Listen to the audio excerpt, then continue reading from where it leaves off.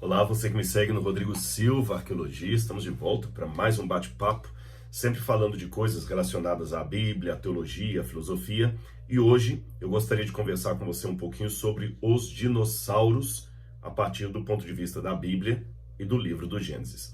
Mas eu não posso começar o assunto sem primeiro convidar você, que ainda não é inscrito no canal, a se inscrever. Se gostar do conteúdo, partilhar para os seus amigos, deixar o seu like. E uma coisa importante, não se esqueça de ativar o sininho de notificações e também deixar um comentário aqui no canal. Isso ajuda muito o YouTube a reconhecer que esse canal realmente ele tem valor e outras pessoas podem assistir também, tá certo? Aproveitando o ensejo, eu também gostaria de fazer um convite todo especial para você.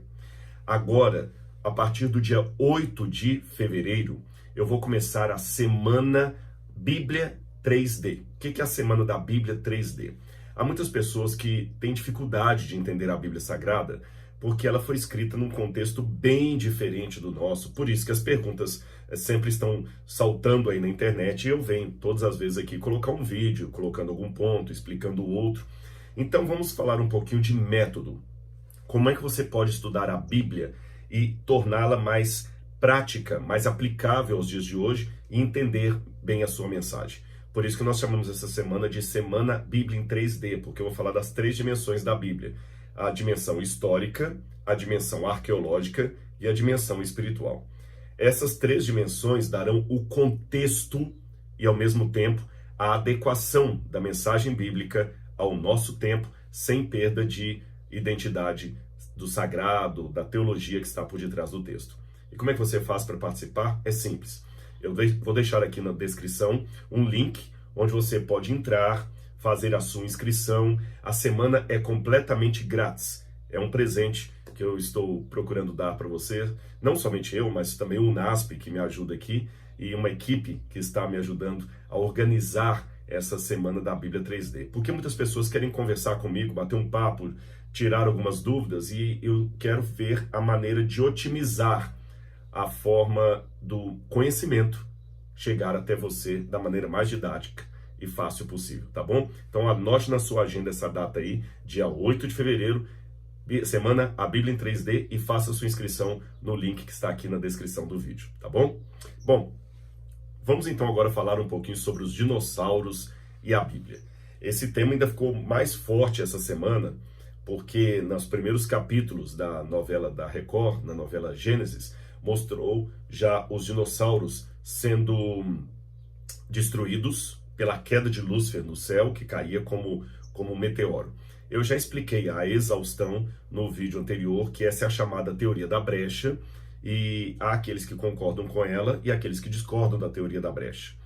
Eu já apresentei minha opinião ali também naquele vídeo, se você não assistiu, você pode dar uma olhadinha lá. Mas mesmo assim, muita gente falou: Rodrigo, tá bom, nós entendemos a sua posição, mas e os dinossauros? Onde é que eles encaixam aí nesse esquema da criação, no Gênesis, na Bíblia? O que a Bíblia fala sobre isso? Eles existiram mesmo? Não existiram? Como é que foi tudo isso? Então eu vou começar contando uma historinha para você. A partir do final do século XVIII, meados do século XVIII, para ser mais preciso, um grupo de cientistas começaram a investigar alguns ossos que já eram encontrados por séculos, mas as pessoas não davam muito valor a eles. Eram ossos petrificados de animais que pareciam não existir mais. Alguns pequenos, como peixes, como uma espécie de baratinha que foi chamada depois de trilobita, alguns gigantescos, um fêmur enorme, maior do que o fêmur de um elefante, por exemplo, e não era um elefante, não era um rinoceronte, era algum tipo de animal que ninguém encontrava na fauna. E a partir do século XVIII, então, quando surge a geologia moderna, esses fósseis começam a ganhar a atenção dos geólogos, dos biólogos e daqueles que já estavam tentando entender a chamada história física da Terra. Aí você tem nomes que se destacam aí, como James Hutton, que propôs a ideia de que o presente é a chave do passado. Você tem Lyell, com as classificações dos tipos de plantas, os tipos de animais, a taxonomia, que até hoje é usada aí por biólogos no mundo inteiro. E você tem também Georges Cuvier, que é o pioneiro da geologia moderna e começa a surgir na ciência um estudo chamado paleontologia, para estudar esses fósseis, esses ossos de pedra que eram encontrados em rochas, em montanhas. O que seriam eles? Na Idade Média, quando esses ossos eram achados acidentalmente, muitos pensavam que eram ossos de dragões, aqueles dragões das mitologias medievais, ou mesmo também dos contos chineses, que colocam aquelas serpentes com asas, às vezes, cuspidoras de fogo, que inundaram a imaginação de muitos escritores do passado. Bom, o nome desses animais nomes para esses animais começaram a ser dados agora a partir das classificações que eram dadas em biologia. Por exemplo, um dos primeiros que eles deram o nome foi o iguanodonte. E depois, por volta, se eu não me engano, de 1840, acho que foi em 1841, um pesquisador também chamado Richard Owen, ele resolveu chamar de maneira geral esses animais extintos de dinossauros. De onde que ele inventou esse nome dinossauros? Conhecedor da língua grega, e na época era muito comum na ciência fazer nomes científicos a partir do grego e do latim. Então ele pegou duas palavras gregas, a palavra denios em grego significa algo aterrador, algo monstruoso, algo assustador, e a palavra sauros, que significa lagarto. Então Deniosaurus, que virou dinossauro, seria em grego lagarto aterrorizador, ou lagarto monstruoso, alguma coisa assim. Depois, por uma semântica, alguns acabaram entendendo até o lagarto como sendo réptil, assustador. Aí veio o nome dinossauro, 1841, Owen. Até aí tudo bem, mas essas ideias começaram a conflitar com as posições teológicas da época. Quando eu digo posições teológicas, não entenda necessariamente posições bíblicas, tá certo? Muito da teologia, principalmente europeia, ela às vezes não era necessariamente bíblica no sentido de procurar embasar doutrinas na Bíblia. Ela era por demais filosófica. Durante toda a teologia medieval, muitos pais da igreja, antes do período medieval, durante a patrística, os pais da igreja, e depois os escolásticos na Idade Média, trabalhavam muito uma teologia baseada no ratio studiorum, que é aquela questão da razão, como você vai encontrar muito isso em Santo Tomás de Aquino, por exemplo, e outros mais, Boaventura, São Boaventura e outros mais que eu poderia mencionar. No lado da Reforma Protestante, você vai ter também um peso muito grande da filosofia sobre a teologia ali nas escolas alemãs, apenas para dar um contexto para você. E nesse aspecto aqui, muitos iam mais na filosofia e na lógica do que na Bíblia. E a Bíblia acabava sendo apenas um apêndice para certas ideias. E foi assim que surgiu de maneira bem forte nas escolas, mesmo aquelas conservadoras, principalmente aquelas conservadoras, a ideia de que Deus, quando criou os seres e os colocou na terra, Deus jamais permitiria que aqueles seres, especialmente os que tinham vida que ele deu, pudessem entrar em extinção. Ou seja, todos os tipos de animais que Deus criou no Éden deveriam estar de maneira invariável até hoje. Até hoje. Em outras palavras, se eu entrasse numa máquina do tempo e voltasse no passado, no Jardim do Éden, eu ia ver todos os tipos de cachorro que eu tenho hoje, todos os tipos de pássaros, todos os tipos de cobras, todos os tipos, iria estar tudo ali. Isso foi chamado de fixismo. Fixismo. Aquelas espécies que Deus criou estariam desde o Éden até hoje de maneira fixas, sem variação. E Deus também jamais permitiria que uma classe de animais que ele mesmo criou entrasse em extinção. Porque, pela lógica da teologia da época, seria perder para Satanás. Entenderam o fixismo, o que era? Quando você ia para a Bíblia, eles baseavam esse tipo de declaração em textos como Gênesis. Vou ler para você aqui, esse é a guisa de ilustração. Gênesis capítulo 1, versículo 21, que diz assim: Assim criou Deus as grandes criaturas marinhas e todos os seres vivos que se movem, os que povoam as águas, segundo as suas espécies. Essa é uma expressão que Moisés vai usar muito no Gênesis e também no Levítico.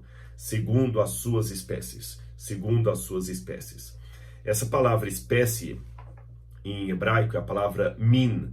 Ela aparece 41 vezes no Antigo Testamento. Das 41 vezes que min aparece no hebraico do Antigo Testamento, 40 vezes são nos escritos de Moisés, no Pentateuco, e uma vez no livro de Ezequiel. Agora a pergunta é o que significa espécie. Você sabe que até dentro da biologia moderna existe um debate sobre as categorias de espécie. De maneira mais ou menos generalizada, eu poderia dizer que do ponto de vista biológico, espécie significa aquelas populações naturais que conseguem cruzar entre si, gerando descendente fértil. Isso seria uma espécie. Se elas são reprodutivamente isoladas e ativas, ou seja, elas conseguem ligar, é porque são da mesma espécie. Agora, é lógico que isso fica bonitinho, dito assim de maneira geral, mas quando você sai do verbete para ir para um mundo prático, aí tem um debate tremendo entre biólogos e especialistas em ciência, porque, que tipo de animal eu posso classificar dessa espécie? Né? Será que o leão e a chitara são da mesma espécie? Não são? Será que a hiena e o coiote e o cachorro são da mesma espécie? Não são? Aí tem um debate tremendo na biologia que eu não vou entrar nele. Primeiro, porque não é o tema do vídeo. E segundo, porque me falta expertise. Aliás, uma coisa que eu deveria ter dito lá atrás e acabei esquecendo, vou falar agora. Eu não sou paleontólogo, nem biólogo. Então é bom deixar isso bem claro, que o que eu estou apresentando aqui para vocês, eu estou apresentando mais com dados em pesquisas de especialistas, mas não estou falando como um expert na área, tá bom? Não confunda arqueologia com paleontologia. A arqueologia que eu trabalho, ela trata mais de civilizações, escritas antigas, usos e costumes do passado, e a paleontologia que lida com fósseis, tá certo? Com dinossauros, com a vida antes da chamada pré-história, né, para alguns, ou para outros, a vida na época em que esses seres, os dinossauros, habitavam na Terra, etc. Traduzindo em miúdos, a minha especialidade é Indiana Jones, e a paleontologia lida com Jurassic Park. Então, se você pegar os dois filmes, Jurassic Park e Indiana Jones, você entende a diferença entre o trabalho do Rodrigo e o trabalho dos paleontólogos. Mas como muita gente, por causa da novela, perguntou, Rodrigo, e os dinossauros? O que a gente pode dizer a partir da Bíblia? Então eu vou responder para vocês aqui, tá bom? Bom, já coloquei a ideia de espécies na biologia, que não é uma ideia de aplicação uniforme, em conteste.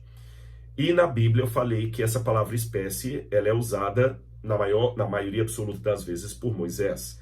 A palavra hebraica, que é traduzida por espécie, é a palavra min, significa, tem também um debate teológico, ou melhor, um debate etimológico sobre qual o sentido da palavra, de onde ela deriva em hebraico.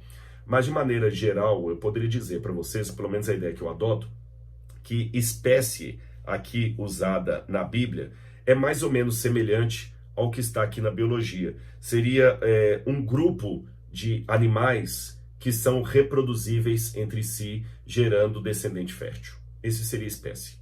Tá certo? Aquele grupo, aquele tipo de animal ali, ponto. É esse que é a questão. Mas, voltando à história teológica, eles entendiam, no final do século XVIII e século XIX, o fixismo, que essas espécies que Deus criou aqui, segundo as suas espécies, significa que esses animais jamais mudariam ou poderiam ser extintos. Mas os ossos que apareciam indicavam o contrário, que houve grupos de animais que Deus criou e que desapareceram. Houve até alguns teólogos que acreditaram que esses animais que desapareceram não foram criados por Deus, mas por Satanás. Por isso que Deus os destruiu, porque não foi Deus que criou, foi Satanás. Então os ossos que nós vemos são criação de Satanás para acabar com a natureza. Houve quem pensasse isso aí no passado. Bom, o que eu posso dizer hoje com base no que a ciência afirma e a partir de uma leitura da Bíblia, especialmente do livro do Gênesis? A ideia do fixismo, ela demonstrou-se posteriormente uma ideia tola. sem base bíblica, tá certo? Não há nada na Bíblia que consubstancie essa ideia de fixismo. Nada, absolutamente nada, tá bom? E nós podemos trabalhar com a ideia de que houve grupos de animais que Deus criou e que foram extintos. Nada na Bíblia vai contra essa ideia. Em segundo lugar, nós podemos sim trabalhar com base na Bíblia de que algumas espécies que Deus criou se modificaram ao longo do tempo. O próprio livro do Gênesis mostra isso. A serpente, por exemplo, como resultado do pecado, passou a rastejar no pó da terra e comer o pó. Tudo indica que a serpente, antes da queda, seria um animal fisiologicamente distinto do que nós temos hoje. Porque Deus falou, a partir de hoje você vai rastejar no pó da terra. Por isso que muitos teólogos acreditam que a serpente do Éden deveria ser um animal lindo, talvez até com asas, com patas. E na novela também você viu que a serpente foi demonstrada como sendo quase um réptil, assim, né? Gracioso, alguma coisa dessa natureza. É lógico que há licença poética, porque ninguém estava lá para saber como ela era exatamente. Mas a própria Bíblia fala que a natureza mudou depois do pecado. Deus diz assim, a terra passou a produzir cardos e abrolhos por causa do pecado de Adão. A terra passou a produzir cardos e abrolhos, não produzia antes. A própria fisiologia humana vai mudar quando Deus ordena que Adão e Eva agora saiam do jardim, eles podem morrer agora, eles podem ter o suor do rosto, Eva passa a ter dores na hora do parto. Depois do dilúvio, Noé começa a comer animais. Então nós vemos aí que tem muita coisa que realmente a própria Bíblia acena que houve modificação. O que nós não acreditamos do ponto de vista bíblico do criacionismo é na ideia de que um animal de uma espécie se transformou num animal de outra espécie. Ou seja, nós não conseguimos aceitar que um réptil virou um mamífero e depois uma galinha, que um dinossauro é o ancestral de uma galinha. Isso é que nós não aceitamos do ponto de vista da criação. Que um réptil acabou mudando e virou galinha. Não. Mas nós acreditamos sim que um tipo de galináceos originais deram origem a diferentes tipos dentro da mesma espécie. Eu não acredito então que se eu voltasse numa máquina do tempo do Jardim do Éden, eu iria encontrar ali, falando de cachorro, que é o que eu mais gosto, eu ia encontrar um Golden Retriever, um Cocker Spaniel, eu ia encontrar um Pitbull. Não, eu ia encontrar algum tipo de animal que seria a matriz que por modificações ao longo dos séculos, das eras, deu origem às variações. E você sabe que os que são especialistas em estudar o código genético, o DNA, já afirmam que dentro do DNA existe ali a possibilidade das diferenças, das cores diferentes. Eu até vou colocar de uma maneira bem leiga, porque eu também sou leigo em área de biologia. O DNA na natureza, especialmente o DNA humano, é como se fosse uma caixa de lápis de cor fechada. Aí você pega aquela caixa de lápis de cor fechada, ou caixas no plural de lápis de cor fechada, e dá para crianças em ambientes diferentes. Aquelas crianças vão abrir a caixa de lápis de cor e vão pegar cores diferentes e fazer desenhos diferentes. Uma criança vai desenhar num pedaço de papel uma casa com uma árvore, ela vai colocar muito verde na casa, na árvore, muito azul no céu. Uma outra criança não vai desenhar nada com a cor azul, vai colocar coisas vermelhas. Outra vai desenhar apenas um sol e colocar de amarelo. A outra vai colocar um arco-íris com várias cores. Veja bem, todos esses desenhos de cores e formas diferentes são oriundos de caixas muito semelhantes. Ou seja, com aquela caixa de lápis de cor, dá para eu fazer desenhos multicoloridos e diferenciados de uma mesma caixa de lápis de cor. Então, Deus já colocou no DNA a mesma potência que eu coloquei aqui na minha parábola na caixa de lápis de cor. E as variações que foram surgindo, trazendo no futuro um ser humano caucasiano, outro ser humano negro, outro ser humano de tom mais amarelo, que são os indígenas, outro de tom mais avermelhado, como são os índios, um ser humano mais alto, outro ser humano mais baixo, um com o cabelo encaracolado, outro com o cabelo liso. Essas mudanças estão perfeitamente compatíveis com as possibilidades que nós vemos no DNA na caixa. A única diferença é que, dependendo do ambiente onde esse ser humano estava, ou esse descendente estava, alguns lápis de cor se tornaram mais evidentes do que outros, tá certo?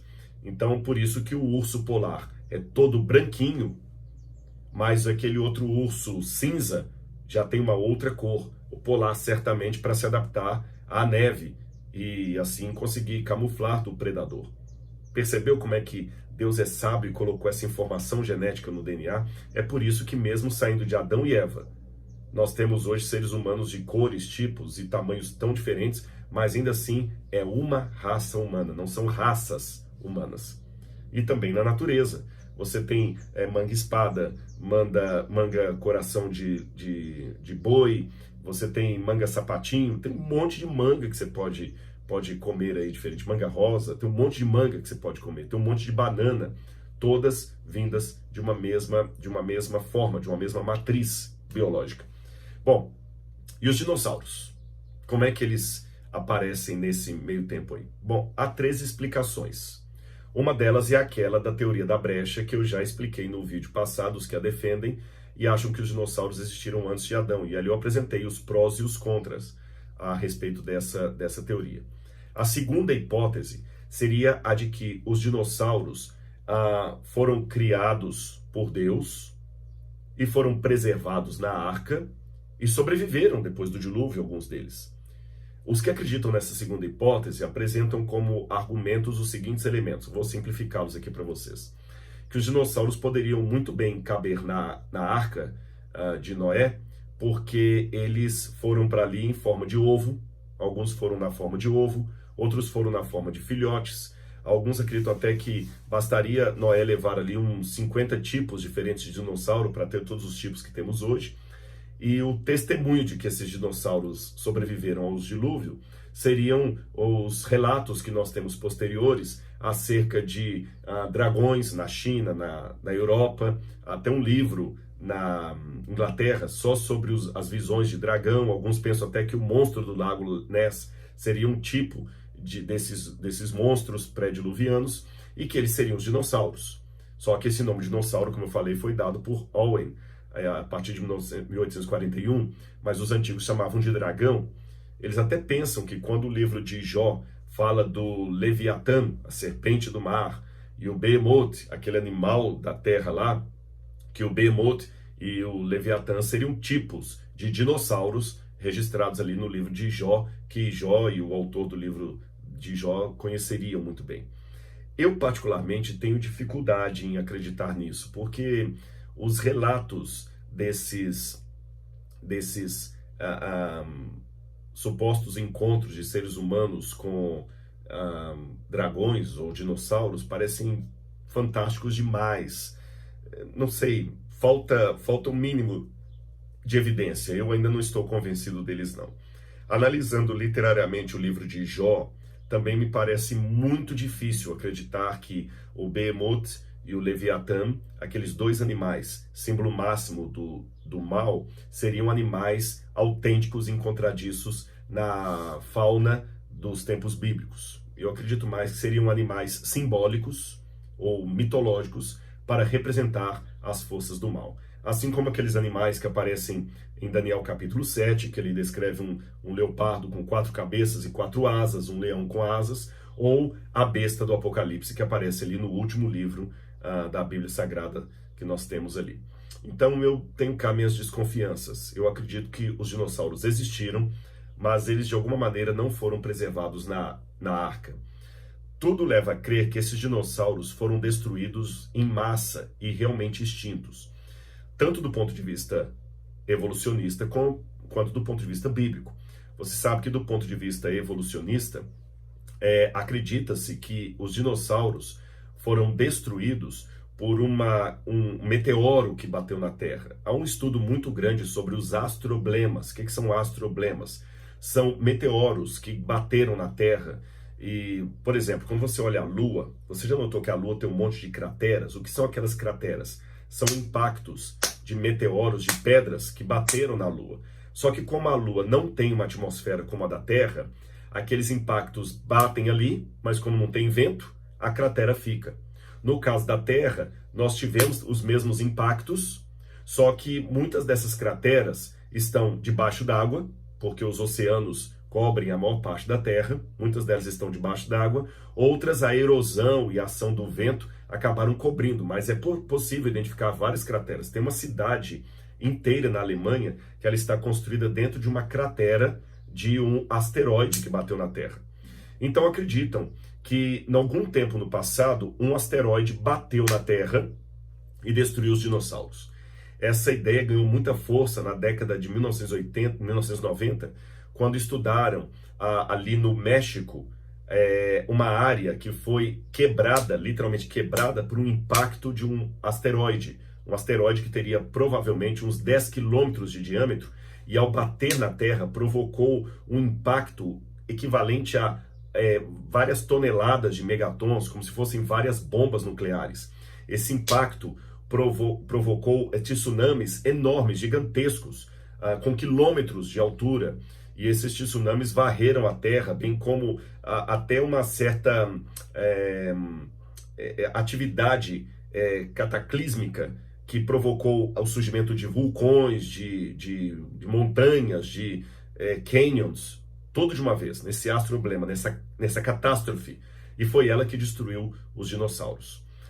Uma variação dessa teoria acredita que muitos dinossauros não morreram pelo impacto desse meteoro, mas sim pelas consequências posteriores, como os próprios tsunamis que eu falei com vocês, a mudança climática da Terra, a falta de alguns alimentos, a não adaptação desses animais ao novo período que se surgiu, especialmente a era glacial.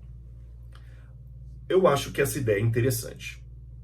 A única questão que ela bateria contra o relato bíblico é que a teoria evolucionista acredita que esse impacto que destruiu os dinossauros aconteceu há mais ou menos 65 milhões de anos. E que os dinossauros teriam existido há 230 milhões de anos, e 65 milhões de anos eles foram extintos. A teoria bíblica, a hipótese bíblica, a doutrina bíblica já trabalha com outra descrição, que os dinossauros teriam sido extintos, se foram extintos, há milhares de anos. Aqui nós temos um problema, porque normalmente, ainda que eu acredite na hipótese de que a Terra, a matéria inorgânica, possa ter existido por milhões de anos aqui, até que Deus, na semana da criação, começou a dar forma e preencher isto, ainda que eu acredite que a Terra possa ter 4 bilhões de anos, isso não é incompatível com o relato do Gênesis, a vida na Terra tem que ter milhares de anos, porque a semana da criação ocorreu há alguns milhares de anos, e a vida na Terra só surgiu na semana da criação. Então, é difícil colocar os dinossauros há milhões de anos. Uma maneira simples de tentar responder isso, ainda que hipotética, é trabalhar com as diferenças entre um evento ordinário e extraordinário. O que é um evento ordinário? Evento ordinário é um evento geológico que acontece muito devagar e imperceptível ao testemunho humano. Por exemplo, a minha casa aqui, ela está deteriorando, como qualquer construção, qualquer edificação. Ela está depreciando-se. E às vezes uma fissura na parede vai aumentando, uma infiltração. Se essa casa não receber nenhum tipo de restauro ou cuidado arquitetônico ou de engenharia, talvez daqui a uns 400 anos essa casa vai cair sozinha. Sozinha ela cai, colapsa, daqui a 400 anos. E quando ela cair, pela deteriorização dela periódica e lenta, alguns podem falar, essa casa aqui caiu de velha, ela deve ter uns 400 anos, por isso que ela caiu. Agora, esse é um evento ordinário. Mas um evento extraordinário seria um terremoto. Se ocorresse um terremoto no Brasil, um impacto grande aqui na escala Richter, essa casa, mesmo sendo novinha, ia cair em 3 segundos. Ou seja, o que um evento extraordinário demoraria 400 anos para fazer nessa casa, o que um evento ordinário demoraria 400 anos para fazer nesta casa, ou seja, fazê-la cair sozinha, um evento extraordinário, um terremoto, daria o mesmo resultado em poucos segundos. Então, considerando que o dilúvio foi um evento extraordinário, ele pode ter causado geologicamente na Terra uma situação que num evento ordinário demoraria milhões de anos. Só isso. Então, um cânion, que num evento ordinário de erosão demoraria milhões de anos para se formar, com o dilúvio, ele pode ter se formado em dias, especialmente se eu fizer uma junção dos astroblemas, da queda de meteoros, com o dilúvio, entendendo que o dilúvio não foi apenas uma inundação sobre a Terra, foi a ira de Deus caindo na Terra. Então, por que não supor que muitos desses meteoros caíram na Terra, provocando tsunamis, impactos tremendos, causando uma destruição na Terra muito maior do que leitores da Bíblia podem imaginar apenas a partir da descrição de uma inundação de aves de água subindo. Lembra que a Bíblia fala que romperam as comportas d'água do céu e as que estavam no subsolo. Então a terra foi transtornada. E é provável então que os dinossauros foram exterminados nisso aí. Tanto é que muitos fósseis de dinossauros são encontrados realmente como sendo fruto de algum animal que foi soterrado instantaneamente. Agora alguém pode falar, tá bom, Rodrigo, mas se foi assim, por que então que Deus não os preservaria da arca como preservou outros animais? Essa é uma questão difícil realmente de bater um martelo, porque nós não temos um claro assim do Senhor, nós temos o silêncio da Bíblia. Eu vou levantar uma hipótese aqui, tá bem? Não é uma certeza absoluta para longe de qualquer questionamento. Alguns acreditam que os dinossauros podem não ter sido preservados no dilúvio por uma questão de praticidade, porque como eram paquidermes e consumiam grandes toneladas de alimento, se eles sobrevivessem ao dilúvio, quando Noé saiu da arca, esses animais poderiam, principalmente se tornando carnívoros, acabar devorando Noé e sua família, porque não teria comida para eles. É o que alguns pensam. Então eles acabaram sendo tirados por Deus e não preservados na arca. E quando Deus fala que ele levou todos os animais ali, é apenas uma hipérbole. Alguns animais Deus resolveu não preservar. Essa é uma hipótese, porque esses animais seriam nocivos ao ser humano depois no pós-dilúvio. Se eles consumissem toneladas de grama, não ia sobrar nada de pastagem. Se eles já fossem carnívoros, eles seriam uma ameaça para Noé e sua família. É uma hipótese. Ela não está isenta de críticas e observações, mas é algo que pode ter o seu sentido. Uma outra hipótese, ela é interessante porque ela foi apresentada até por um professor, um dos maiores filósofos cristãos da atualidade, e que é respeitadíssimo, que é Alvin Plantinga. Você sabe que Alvin Plantinga foi respeitado ele é respeitado até por ateus. E Alvin Plantinga escreveu um livro onde o conflito realmente permanece: ciência, religião e naturalismo. E ele diz o seguinte: o mundo pode muito bem conter pecado e sofrimento, não apenas da parte dos seres humanos, mas talvez também da parte de outras criaturas. Na verdade, algumas dessas criaturas, outras, podem ser muito mais poderosas do que os seres humanos.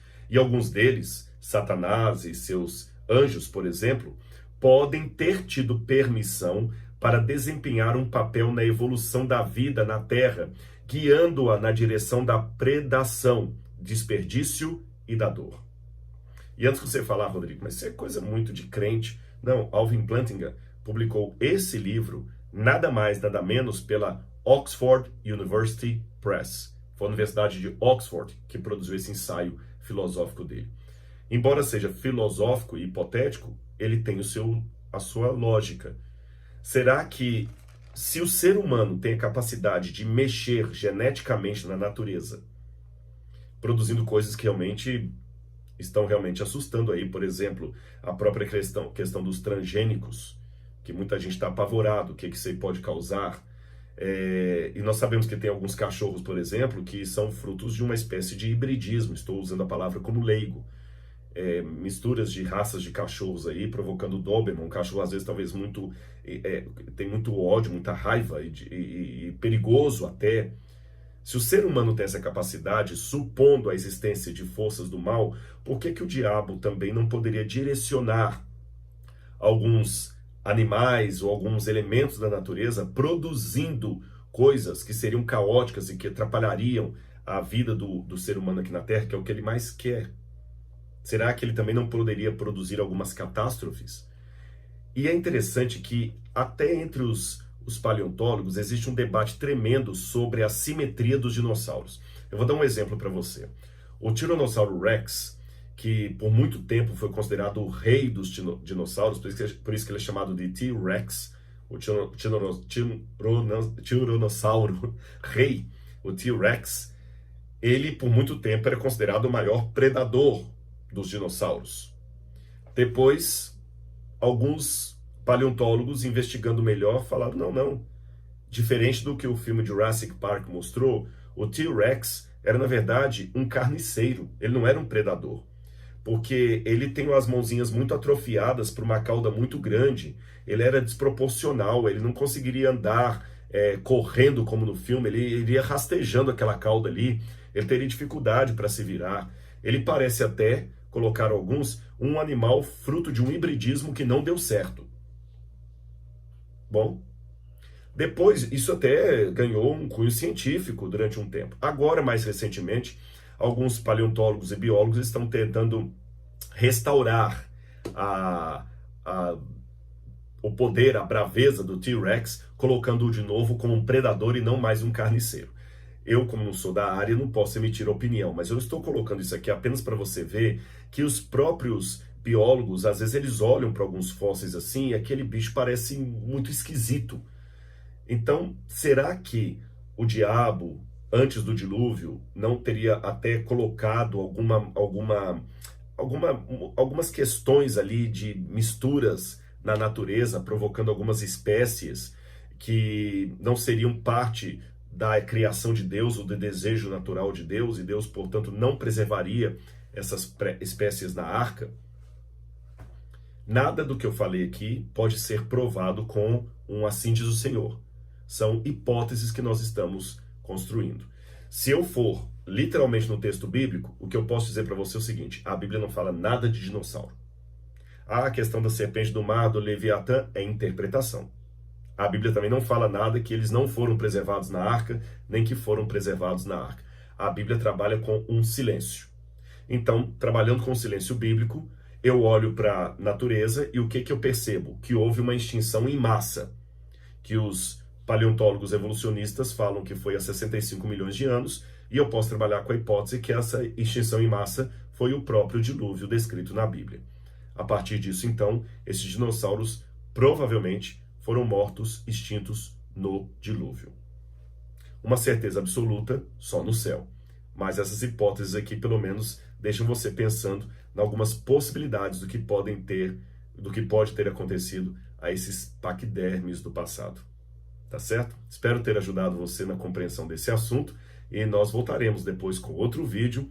E não esqueça do que eu falei no início. Dia 8 de fevereiro, anote aí na sua agenda, uma data especial, a Semana Bíblia em 3D. Eu espero você. Um abraço e até lá!